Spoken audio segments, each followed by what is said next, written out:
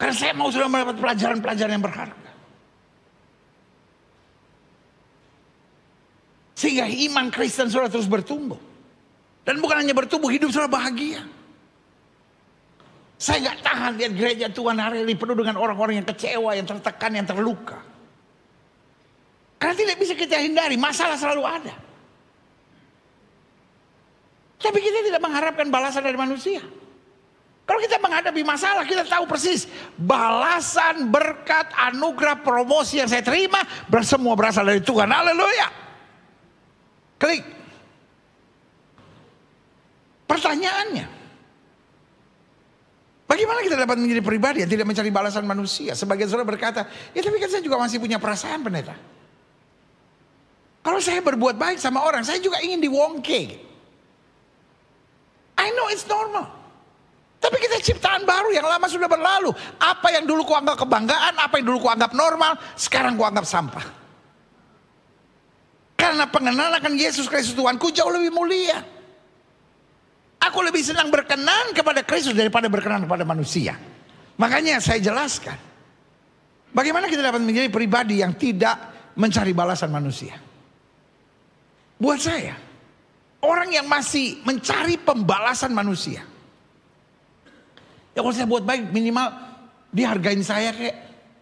Buat saya orang-orang seperti itu dia belum selesai dengan dirinya sendiri. Dia masih menjadi orang-orang yang kalau saya dihargai saya merasa berarti. Kalau saya dihargai saya semangat. Kalau saya dihargai saya merasakan menemukan hidup ini. Tapi kalau saya tidak dihargai saya kecewa, saya marah. Saudara baik kasih dalam Tuhan, ngapain hidup kita tergantung manusia?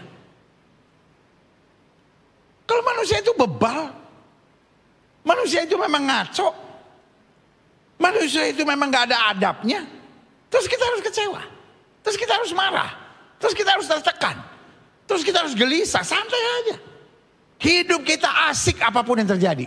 Haleluya. Sama-sama bilang hidup saya asik apapun yang terjadi. Hidup kita gak tergantung situasi. Hidup kita tergantung komitmen kita sama Tuhan. Nah, klik, saya coba pelajari. Bagaimana kita dalam menjadi pribadi yang tidak mencari balasan manusia? Yang pertama, jika kita merasa Tuhan saja cukup. Kita kadang-kala Tuhan plus. Ya saya sih percaya Tuhan berkati saya. Tapi orang juga harus hargain saya dong. Wah kalau kita gak dihargain, kita berontak, kita marah, kita kecewa, kita tertekan. Santai bro. Sis, santai sis. Anak-anak Tuhan Yesus, om dan tante, santai. We are not living in Eden yet. Kita bukan belum tiba di sorga. Tuhan saya cukup. Selama Tuhan bela saya, orang mau jatuhkan saya tetap tegak berdiri.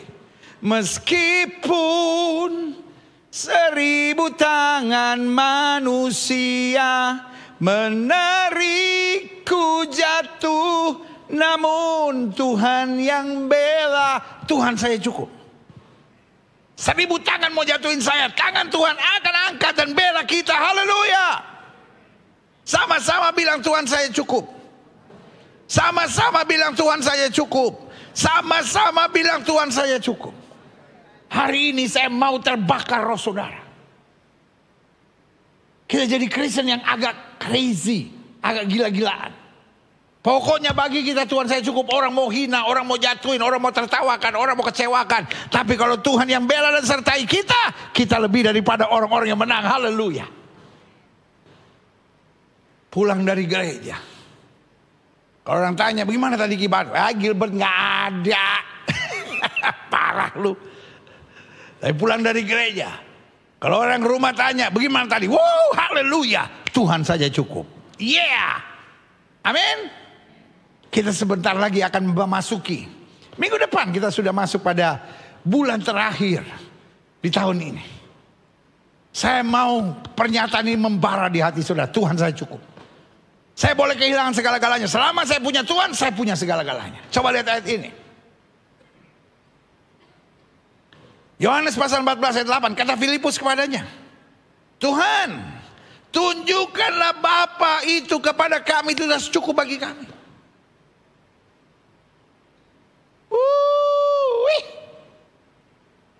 Kalau kita orang-orang yang Tuhan saya cukup buat kita. Maka yang pertama, kita akan menghadapi semuanya dengan senyum. Yang kedua, kita akan hadapi semuanya dengan iman. Dan yang ketiga, kita akan hadapi semuanya dengan kepastian. Dan yang keempat, kita hadapi segala-galanya bersama Yesus. Karena Yesus saja cukup buat kita. Sama-sama bilang, Yesus saja cukup buat saya. Haleluya. Yang kedua. Oh, masih di poin pertama ini, 2 Korintus 12 ayat 9. Nah ini dia. Tapi jawab Tuhan kepadaku, cukuplah kasih karuniaku bagimu. Justru dalam kelemahanlah kuasaku menjadi sempurna. Justru kalau kita bergantung sama Tuhan, ketika kita kehilangan segala-galanya, ketika kita dalam kelemahan, justru kita akan melihat kuasa Tuhan sempurna. Sebab itu kata Paulus, apa lebih suka aku bermegah atas kelemahanku supaya kuasa Kristus turun menaungi aku. Sama-sama bilang, Kristus saya cukup. Klik. Mazmur 17 ayat 15. Saya mau poin ini sudah jelas betul dasar firman Tuhannya. Tetapi aku dalam kebenaran akan kupandang wajahmu, dan pada waktu bangun aku akan menjadi puas dengan rupamu. Kita puas kalau apa yang kita mau terjadi.